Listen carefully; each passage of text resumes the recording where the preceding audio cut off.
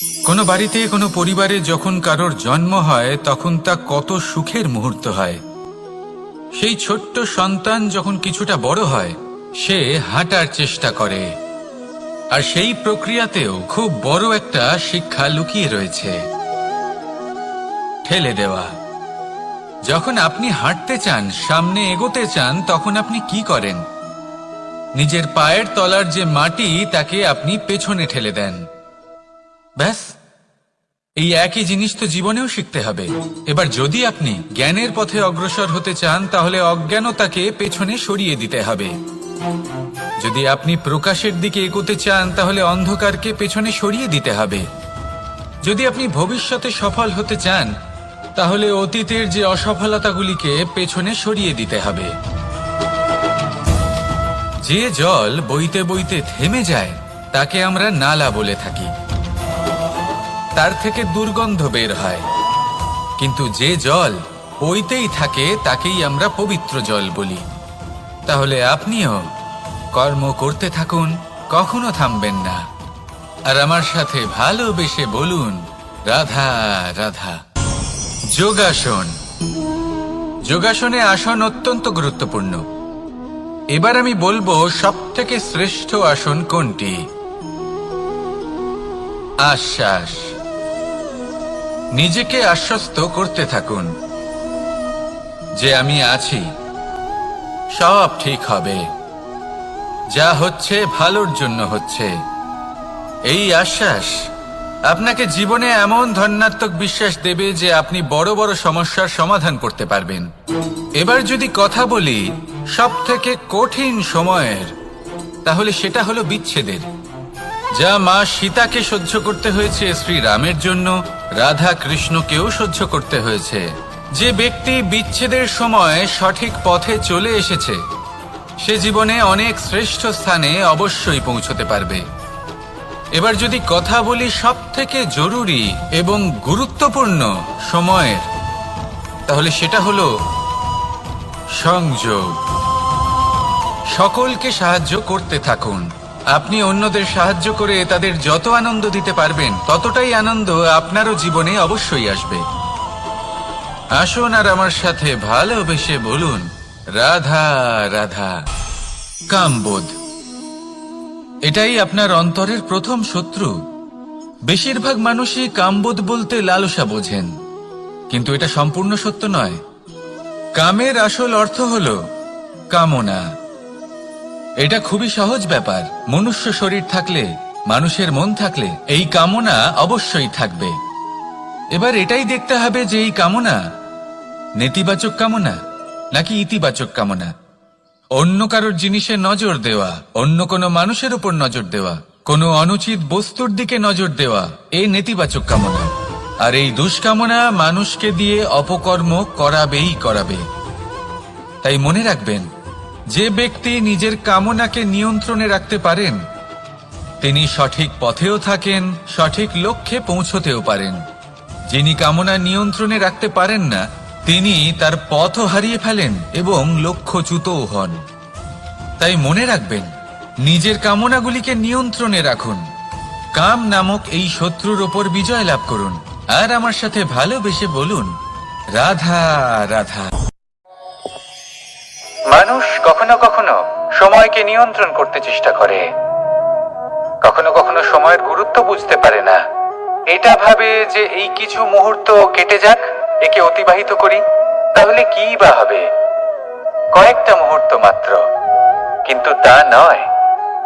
আজকের একটা মুহূর্ত ভবিষ্যতের অনেক বড় পরিবর্তনের ভিত হতে পারে।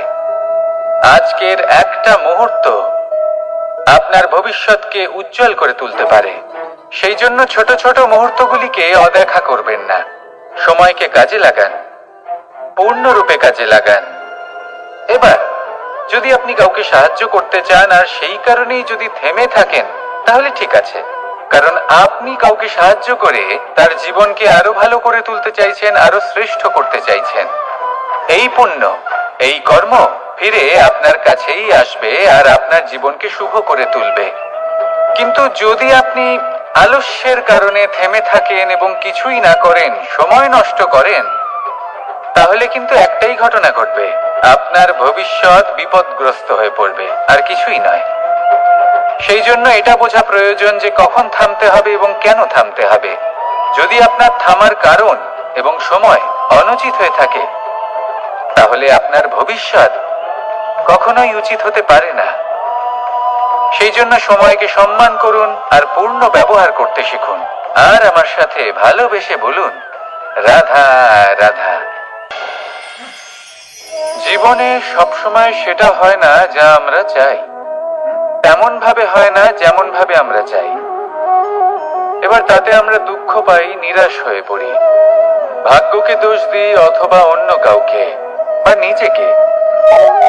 কিন্তু সত্যটা কি সেটা আমাদের জানতে হবে।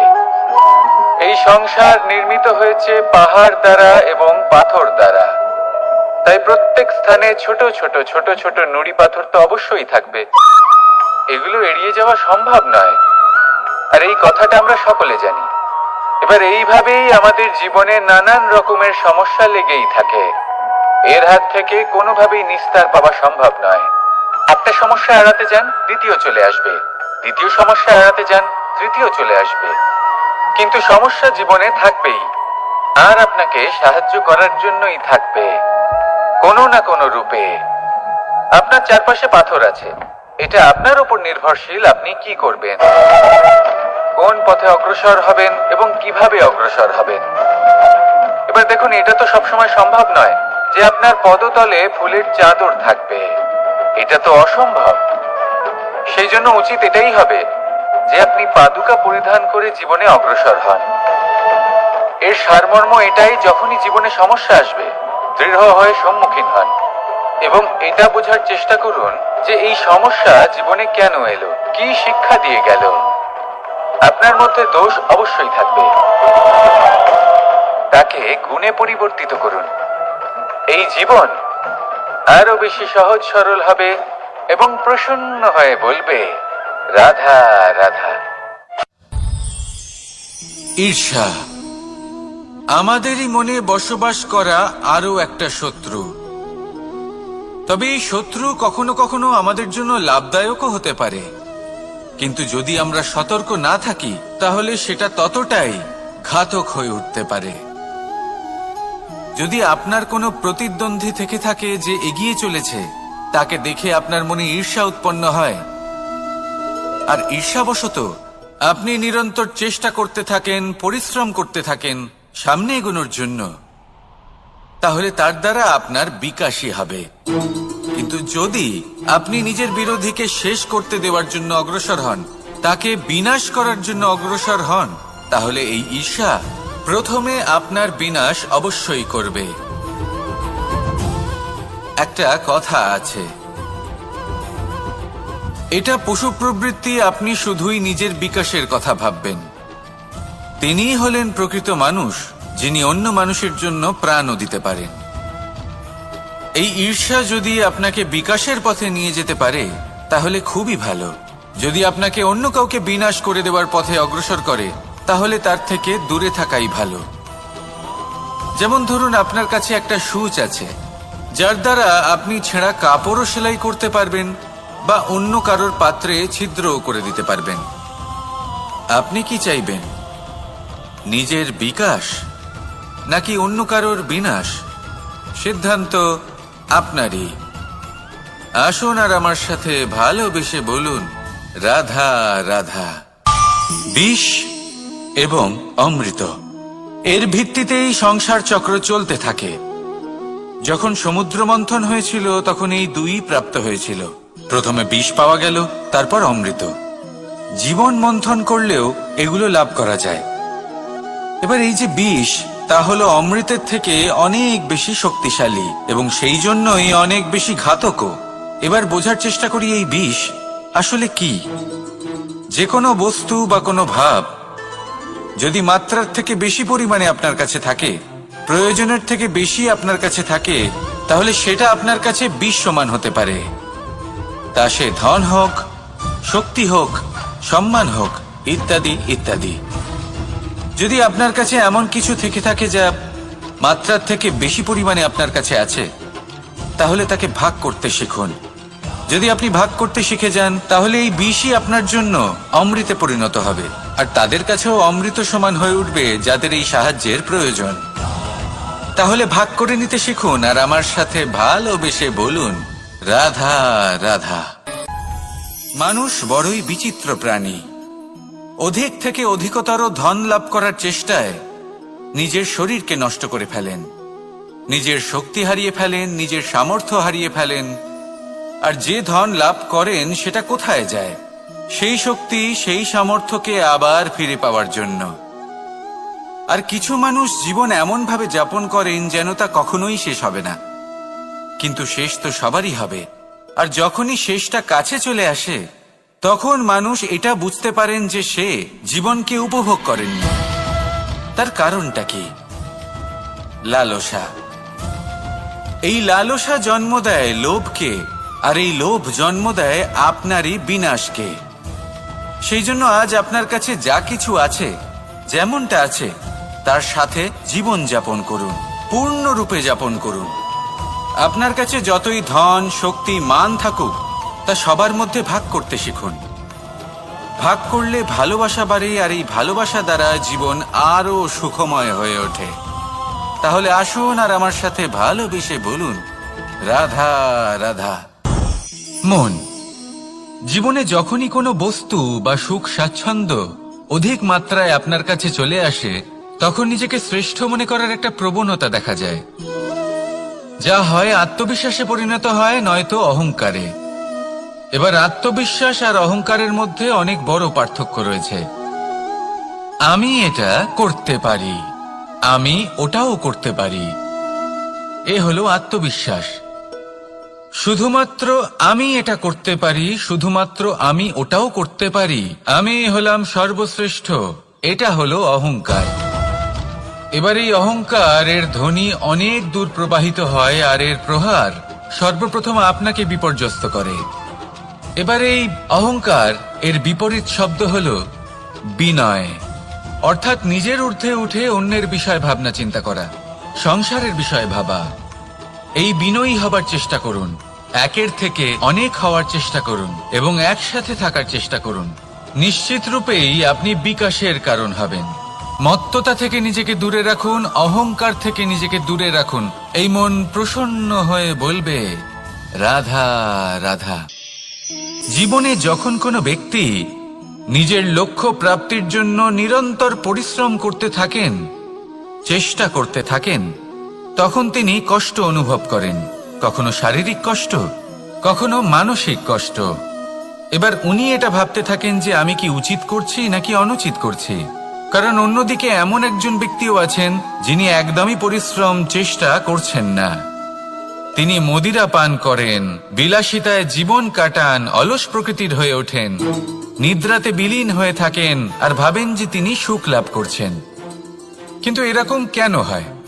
কারণ যখন আমরা সৎ পথে থাকি, উচিত পথে চলি, লক্ষ্য প্রাপ্ত করার জন্য চেষ্টা করতে থাকি, তখন আমাদের ভেতরে থাকা নেতিবাচক শক্তি এবং পাপ এই দেহকে ত্যাগ করে দেয়। আর এই অনুভূতিটাই আমাদের দুঃখের অনুভূতি দেয়, কষ্ট দেয়। এবার সেখানে যদি আমরা কুপথে চলি, অনুচিত পথে চলতে থাকি, তাহলে আমাদের ভেতরে থাকা পুণ্য এবং ধনাত্মক শক্তি আমাদের দেহ ত্যাগ করে দেয়। আর এই অনুভূতির কারণেই আমরা সুখ অনুভব করি। কিন্তু কখনো ভাববেন যে এই সুখ বেশি সময় পর্যন্ত থাকে না। সেই জন্য সবসময় মনে রাখবেন, যদি আপনি জানেন যে এটাই আপনার লক্ষ্য, এটাই উচিত পথ, শুভ পথ, তাতে নিরন্তরভাবে এগিয়ে যেতে চেষ্টা করতে থাকুন। এই কষ্ট আপনাকে সুখের পরাকাষ্ঠায় কখন পৌঁছে দেবে তা আপনি জানতেই পারবেন না। আসুন আমার সাথে ভালোবেসে বলুন, রাধা রাধা। আলস্য আপনার আরো একটা অত্যন্ত বড় শত্রু, যা আপনার মনের মধ্যে বসবাস করে আর ধীরে ধীরে আপনার কার্য শরীরের একটা অংশ হয়ে ওঠে। সব কাজে দেরি করিয়ে দেয়, সবকিছু নষ্ট করে দিতে পারে এই আলস্য। এই কাজ আজকে হলো না, কোনো ব্যাপার নয়, কালকে করে নেব। প্রকৃতি আমাদের এটা শেখায় না। ভেবে দেখুন, যদি সূর্য এটা ভাবে যে কাল উদিত হব না, কিছুদিন পরে উদয় হব, তাহলে কি হবে? সমগ্র পৃথিবীর বিনাশ হয়ে যাবে, ঠিক কি না? দেখুন, এই আলস্য নিয়ে খুব সুন্দর একটা কথা আছে, আলস্যস্য কুত বিদ্যা। অর্থাৎ যিনি অলস হয়ে বসে থাকেন তিনি বিদ্যা লাভ করেন না, জ্ঞান লাভ করেন না, আর জ্ঞান না থাকলে তিনি ধন অর্জন করতে পারেন না। তার জীবনে সুখ স্বাচ্ছন্দ্যের অভাব থাকে, বন্ধুর অভাব থাকে। যেখানে সুখ স্বাচ্ছন্দ্য নেই, মিত্র নেই, আপনজন নেই, জ্ঞান নেই, সেখানে আনন্দ কিভাবে বাস করতে পারে? সেই জন্য কথায় আছে, যিনি কর্ম করেন তিনি এই সংসারে যে কোনো সুখ স্বাচ্ছন্দ্য ভোগ করতে পারেন। তাই কর্ম করুন, সময়কে সম্মান করুন, আর এই আলস্যের উপর বিজয় লাভ করুন। আর আমার সাথে ভালোবেসে বলুন, রাধা রাধা। ক্রোধ আপনার অন্তরের আরো একটা শত্রু। এই ক্রোধ আসলে কি? আপনার মনের এক ভাবনা, যা আপনার মনেই উৎপন্ন হয়।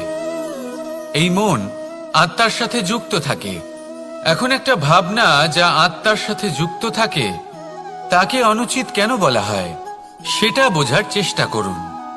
ক্রোধ কখনো কখনো জরুরি হয়, বিশেষ রূপে তখন যখন আপনি সঠিক পক্ষে দাঁড়িয়ে রয়েছেন এবং সামনের ব্যক্তি অধর্মের পক্ষে রয়েছেন আর বিনম্রভাবে মানছেন না। যেমন শ্রীরাম ক্রুদ্ধ হয়েছিলেন সাগরের ওপর, ওটা উচিত ছিল, আর তা ততক্ষণই উচিত যতক্ষণ আপনি ক্রোধকে নিয়ন্ত্রণ করছেন। যদি ক্রোধ আপনাকে নিয়ন্ত্রণ করতে শুরু করে, তাহলে পরিস্থিতি এমনও হতে পারে, ধরুন একজন ব্যক্তির প্রতি ক্রোধের কারণে আপনি তার ক্ষতি করতে চান। আপনি একটা কয়লা হাতে নিলেন, আর সেই কয়লা সামনের ব্যক্তির ক্ষতি করার পূর্বে আপনার হাত জ্বালিয়ে দেবে।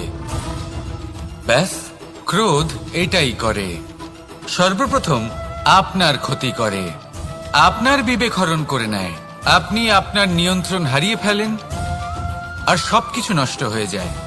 বেশিরভাগ মানুষ ক্রোধে এমন সিদ্ধান্ত নেন যে সেটা তাদেরই বিনাশের কারণ হয়ে দাঁড়ায়। আর কিছু মানুষ বলেন যে আমাদের জীবনে এত যন্ত্রণা আছে, এত সংকট আছে, যে ক্রোধ উৎপন্ন হবেই। আর এরকম সময় এটাই উচিত হবে যে আপনি নিজেকে ক্রোধের থেকে দূরে রাখুন, আর তারপর সমস্যার নিবারণ করুন। আর এই নিবারণই আপনার জীবনকে একটা শ্রেষ্ঠ স্তরে পৌঁছে দেবে। তাহলে ক্রোধ থেকে দূরে থাকুন, সুপ্রসন্ন থাকুন, আর আমার সাথে ভালোবেসে বলুন, রাধা রাধা। মোহ আপনার অন্তরের আরো একটা শত্রু। এবার মানুষ প্রেম আর মোহের মধ্যে পার্থক্য বুঝতে পারে না। কিছু মানুষ ভাবে যে মোহর মধ্যে খারাপ কি আছে? যদি কোনো মানুষের তার বাবা মার প্রতি, তার সন্তানের প্রতি মোহ থাকে, তবে খারাপ কি আছে? খারাপ আছে, আর সেটা তাদের জন্য খারাপ হতে পারে যাদের প্রতি আপনার এই মোহ আছে। এবার মোহ আর প্রেমের মধ্যে পার্থক্য আপনাকে বোঝাচ্ছি। মোহ শুধুমাত্র পেতে চায়, সেখানে প্রেম শুধুমাত্র দিতে শেখায়। এই দুই পরিস্থিতিতেই আপনার হাত প্রসারিত থাকে। মোহের ক্ষেত্রে কোনো বস্তু বা কোনো ব্যক্তিকে লাভ করার জন্য, আর প্রেমে শুধুই প্রদান করার জন্য। মোহর বশে আপনার পায়ে বাঁধন পড়ে যেতে পারে। যদি মাতা পিতার তার সন্তানের প্রতি মোহ থাকে, তাহলে তারা তাদের সন্তানকে কখনো দুঃখে, চিন্তায়, যন্ত্রণায় দেখতেই পারবে না। সেই জন্য তারা সন্তানকে বেঁধে রাখতে চান একটা সুরক্ষিত ক্ষেত্রে, যেখান থেকে না তারা সংসারকে দেখতে পায়, না পরখ করতে পারে, না কিছু শিখতে পারে, না বিকট পরিস্থিতির সম্মুখীন হতে পারে। ঠিক যে কারণে তারা দুর্বল হয়ে পড়ে, অজ্ঞানী হয়ে ওঠে। তাদের বিকাশ সেখানেই স্তব্ধ হয়ে যায়, আর সেখানে প্রেম শুধুমাত্র বিকাশের পথে নিয়ে যায়। মা বাবা যদি সন্তানকে ভালোবাসেন, তাহলে তাকে ছেড়ে দেন যে যাও সংসারকে দেখো, পরখ করো, আর শেখো। কিভাবে এর সাথে লড়াই করতে হবে সেটা নিজে শেখো। নিজের শক্তি নিজেই বাড়িয়ে তোলো, নিজের পথ চয়ন করো। সেই জন্য এই মোহর শিকল ভেঙে ফেলুন আর প্রেমকে আপন করে নিন। আর এই প্রেম দ্বারাই বলুন, রাধা রাধা। লোভ আপনার অন্তরের আরো একটা শত্রু। দেখতে গেলে এটা একটা শব্দ, একটা সংস্কৃত শব্দ। লব ধাতু থেকে উৎপন্ন হয়েছে। এর অর্থ কিছু লাভ করা। কিছু লাভ করা অনুচিত নয়, আরো কিছু লাভ করাও অনুচিত নয়, কিন্তু সব থেকে বেশি আমিই লাভ করব। আমি আরো চাই, আরো বেশি চাই, আরো বেশি পেতে চাই। এটাই হলো লোভ। আর এই লোভ যখন গ্রাস করে, তখন আপনি যা পেতে চান, সে ধনই হোক বা মানই হোক, তা অর্জন করার জন্য মানুষ যে কোনো স্তরে পৌঁছে যেতে পারে। যদি মানুষ ধন অর্জন করতে চান, তাহলে তার জন্য তারা অধর্মের পথেও চলতে পারেন। যদি সম্মান অর্জন করতে চান, তাহলে অন্য মানুষকে ছোটও করতে পারেন।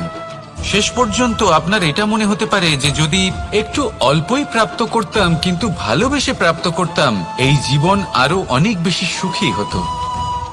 লোভ আপনার জীবনে, আপনার মনে কখন যে প্রবেশ করবে সেটা আপনি জানতেও পারবেন না। তাই এটা চিনতে শিখুন আর তৎক্ষণাৎ জীবন থেকে বাইরে ফেলে দিন। যা কিছু লাভ করতে চান তা ভালোবেসে লাভ করুন, আর সেই ভালোবাসার সাথেই বলুন, রাধা রাধা।